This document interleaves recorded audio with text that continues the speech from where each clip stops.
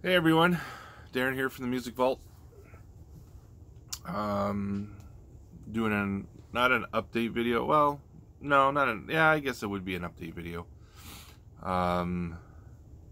Just collection fillers, things that I have on vinyl that I don't have on CD, but that I wanted on CD, just to complete collections, like of certain bands and of all bands really.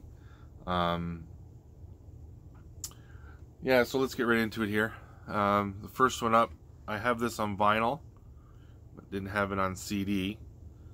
I think I had it on cassette at one point. I might still do, I'm not sure. I think I do. Now, little backdrop of this band. About, I don't even know how long ago, 25 years ago, 30 years ago. A bunch of buddies and I went away, and they played this album all weekend long. Drove me crazy, to the point where I had to go to the mall, to the record shop, and because all the guy had was a tape deck, and I had to get something, and I ended up buying Cannibal Corpse, The Bleeding. I thought the cover looked cool, and I thought that was the furthest thing away from this that I could find, and that's how I ended up becoming a Cannibal Corpse fan, actually. Vulgar Display of Power. I hated this band for years because that weekend drove me crazy. And this was 2 for $20. So I like those deals where you can grab 2 CDs for $20. Like, because on the whole, their new CDs are sitting around $15.99, $16.99. I think I even saw the one brand new album just came out. It's $19.99. I'm like, whoa, that's on CD. And then you go to the vinyl section, they're $35, $36, $40. But yeah, Pantera, another one that I don't have that I have on vinyl. I actually have a couple of copies of this in different ways, like splits and stuff like that. And that is Genesis Foxtrot. Oh no, this is Nursery Crime, sorry. That one's Foxtrot. And these are all remastered and stuff like that. And these were 2 for $10. So just to put in my collection, these are early Genesis with when they were a 5-piece still. Tony Banks is in this, Mike Rutherford, Steve Hackett still in here, and Peter Gabriel, Phil Collins. This is when Peter Gabriel was still singing. These are great albums. So then to round out, because this is all they had, Genesis Abacab. I have a couple of copies of this. Apparently that cover, there's quite a few different versions. Like the colors are rearranged. It's the same album, just the colors are just rearranged. It's kind of like Led Zeppelin's In Through the Outdoor, where they have A, B, C, D, E, and F, I believe. And they're all different camera angles of the same picture. Well, I think I have all of them except for E or F. I'm not sure. I think it's E. I'm on the hunt for that one. But yeah, these are remastered. Abacab, No Reply at All. Yeah, I love Genesis. Early Genesis. I love Genesis. I can't remember. Oh, here's the other. No. Oh, it doesn't matter. The other 2 for $10. I don't know. It's in the pile here. It's no big deal. This was a collection need. I have like 3 or 4 copies of this on vinyl. And I have it on cassette. But I didn't have the CD. This one, Power Windows, has my favorite Rush song on it of all time, The Enemy Within. Although Moving Pictures is my ultimate favorite Rush album, The Enemy Within is my ultimate favorite Rush song. Figure that one out. And it's on this album, not on Moving Pictures. Anyways, this is Power Windows. This is the remasters. It's in the CD player right now. I was just going to put it on before I started this video. Another remaster that I got, then I want to buy all of the remasters because of the side spells out Judas Priest, is Stained Class. This is such a great album. I really like this album. The cover's cool. Everything about it's just a great record. And I have a Japanese pressing of this, and I have a new reissue on vinyl as well. Another band I picked up that I kind of dig, Suicidal Angels. Oh, I'm getting a glare there. Suicidal Angels, which is Sanctify the Darkness. Great thrash band. I think they're from Greece. I'm not 100% sure, but I think they're from Greece. Lyrics are a little bit questionable at times. I'm not a big anti-religious lyric kind of guy, or anti-God, as I am a Christian, so it makes it a little bit harder to, you know, buy some certain bands and get into them. But everybody has an opinion, and I'm just gonna leave it at that's their opinion. I don't share it, but they still put out great thrash. Vocals are really cool. We all have our opinions. Next up, I got, oh, here, let's do this one first. Another brand new release, and I'm gonna guess and say I think I got duped on this one. I think it's a bootleg, as I've never heard of the record label. It's on Seasons of Mist, but I've never heard of About Time Records, and on Discogs I can't find it anywhere. That's the new Abbat Outstrider. I like his solo stuff. I like Immortal. I'm a big fan of Immortal. There we go. I think the cover is a little dark compared to what it's supposed to be, so that's one of the things that has me say it's a bootleg. I got it online on eBay for 12 bucks. It could very much be like a Russian print or some kind of European pressing. I'm not sure.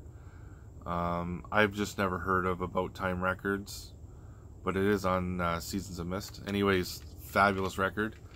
I will eventually grab it on vinyl.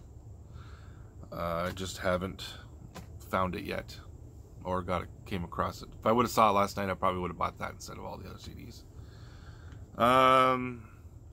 Up next was at the local video store, and they, like I said, and then they have a CD section. So I grabbed a pile of CDs from there. They have a four CDs for 10 bucks, which, so I always buy stuff that I wouldn't spend $20 or $30 on, or $15 on a CD, but spending 4 for 10, why not? Even if it's got 2 or 3 songs on it, yeah, sure, why not? This one is Survivor, Greatest Hits. Of course, it's got Eye of the Tiger on it, but it's got Burning Heart as well, which is another great song from these guys. This is on the Attic label, which is a Canadian label, if I'm not mistaken. I mean, it's just straightforward AOR, arena rock. Great stuff. This, I spotted it. I bought it strictly on the record label. Never heard it, but I bought it strictly on the record label. Discogs has it as post-hardcore prog metal, I think, if I want to say, and that is a band. They're called Intronaut, and this is Prehistoricisms. So I got it on here. I got it home, I should say, and threw it on the CD player, and I really like it. It's not I wouldn't say it's post-hardcore. I would say it's like a slower, progressive. It's kind of like Dream Theater meets, I don't know, death metal vocals somehow. With Genesis and Yes thrown in there for good measure. It's very atmospheric, it's very instrumental, but it's death metal vocals. It's not like blazing 300 miles an hour death metal like we all like. It's just mid-paced, mid-tempoed, you know, I want to say what, 2/4 time. It's great music though. It's really good. I highly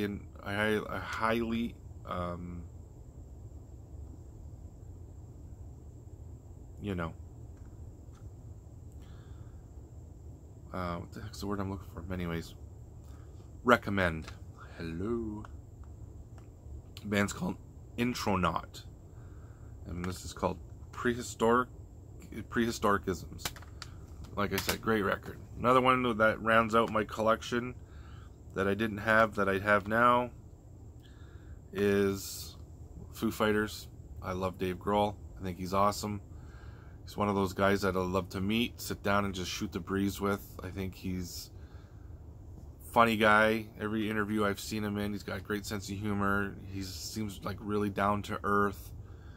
Doesn't seem like he thinks he's a big rock star. He just loves music and just kind of loves hanging out, I guess. So I'd like to sit down with him and have a beer or a cup of coffee or whatever and just talk, because I think he'd be a really cool guy to talk to. Ask him about all the, because he's a big punk rock guy too. Anyways, Foo Fighters just adds another one to my collection that I didn't have. Another one that I took a chance on only because there's a skull on the cover. Yes. All metalheads buy stuff with skulls on them, no matter what you want to tell me. And most metalheads, I think, if not all, when they find a band, especially back in the day, right? You didn't have the internet, so you couldn't go on your phone and get a song sample or whatever. You went by the cover. Now, when Iron Maiden first came out and you walked into a record shop and you never heard of Iron Maiden and you saw Eddie on the front, you knew you had to have that because it was cool. And you bought it, you took it home, and then you fell in love with Iron Maiden. Half of, I guess, owning something is and discovering new music is the album covers themselves. I mean, you get some album covers that are kind of, well, like this Genesis. You're gonna pick it up and go, okay, it may be artsy rock. And you get it home and you might be pleasantly surprised, you might not be. But if you're a metalhead and you see that on the front, you're gonna go, I bet you they're a metal band, and I'm gonna pick it up and try it.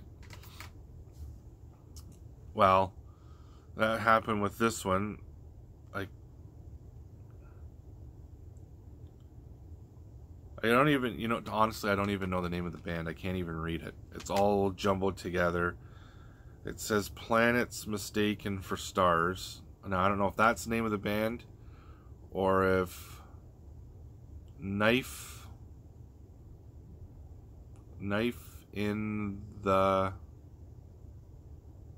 whatever. Knife in the whatever is the name of the band. Anyways, they're like a hardcore. I know nothing else about them. It was in the 4 for $10 section. I threw it on. I've listened to it. I like it. It was kind of background music. I'd have to really sit down. But again, I don't. A lot of these bands, they come up with these names like I Wrestle the Bear and A Day to Remember. So you're like, what the heck? So I don't know if Planet Mistaken for Stars is the name of the band or the name of the album. I mean, let's be honest. I don't know everything. Anyways, moving on. I have it on vinyl. didn't have it on CD, so I bought it. Oh, this is the other 2 for $10. Ace Frehley, Frehley's Comet. Rock Soldiers. I'll tell you right now, that's the best song on the album. I gotta throw it on, listen to the rest again. It's been a long time since I've heard it. Oh, I hate it when you do that, when it does that. Anyways, take that out. The little chip things are busted off. 2 for $10. You can't go wrong with 2 for $10. And the last one was another 2 for $20. I got it because I didn't think I had it.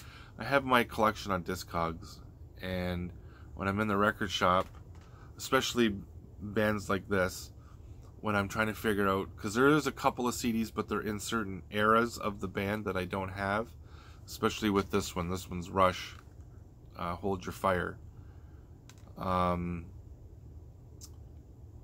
You know, there was a certain 80s period. I think this, I can't remember when this came out. 80 something, 80, 88, 89. I can't remember. It doesn't matter. Where you you don't have everything in that period, because you have, like, Rush was like kind of like Deep Purple. They had these different eras. And the early Rush is my favorite stuff. Like everything from Rush, the first album, to Signals, everything in between those 2 records is, to me, that's like the epitome of Rush. That was their awesome, my favorite period. Now, they had other periods, obviously, but then they had the 80s where they had a lot of keyboards, and they introduced a lot of keyboards and programming and synths and stuff like that. Honestly, it kind of fell by the wayside. Now that I'm older, I can appreciate it again, or more, because your music tastes change over time. Like, I'm a huge metalhead. I love heavy metal. But I find the older I get, I'm listening to more classic rock as opposed to strictly like metal, or punk. Oh yeah, I got these 2 records. I forgot about the records. Anyways, so I thought, like I said, I have my collection on Discogs, and when I went, I didn't see this album, so I ended up buying it. Well, I have an original copy, but now I have the remastered copy, which is here nor there. It's a remastered copy. Everybody loves Rush, right? So anyways, I bought the remastered copy. Bought this, I think I paid $2 for it. Stormwatch from Jethro Tull. I love Jethro Tull. Again, another band you can't go wrong with. I'm just, whether they want to admit it or not, you can tell they're a progressive band. I love progressive rock, progressive metal. The time changes and just the tempos and everything, and this album is, I was hesitant on picking it up for a long time. I don't know why, but then I saw it, I think for $2. I think I paid for it, and then I went, you know what, for $2, and it's in really good shape, I figured, you know what the heck. This one I have on CD, and I have a copy of it on vinyl, but I have the new reissue from, I think, 2015. I didn't have an original pressing, so I bought it, and it was in great shape. Rush, All the World's a Stage. This is 3 LP set, or 2 LP set, but it's a trifold. Oh, I know, it's Rush. Anyways, All the World's a Stage, great live record. The only thing is, you know what? I don't know where it was recorded. Recorded at Massey Hall, Toronto, June 11, 12, 13, 1976. Produced by Rush and Terry Brown. I met Terry Brown. Cool guy. I got him to autograph. I went to a Rush family reunion a couple years ago, and he was one of the key speakers. And he just talked about recording processes and how they got certain tones and how they set up Neil's drums and how they mic'd it for certain effects and certain sounds, and it was really cool to hear. Kind of, I mean, if you're a Rush geek, you would appreciate, right? So I got a lanyard, you know, because you had to wear this. It's like a backstage pass thing the bands wear around their neck. Well, they had one of these, and it got you into this. All you do is wear that, and it got you in. And I got him to sign it. Him and Bob King, who was the Starman. He was the model for Starman, and he's a friend of Hugh Symes. I got him to sign it as well. Cool guys. Anyways, Rush, All the World's a Stage. Recorded in Toronto, Canada. Anyways, people, that is my video. I hope you enjoyed it. If you're a new subscriber or subscriber at all to my gibberish and you want to see my collection, thank you for subscribing.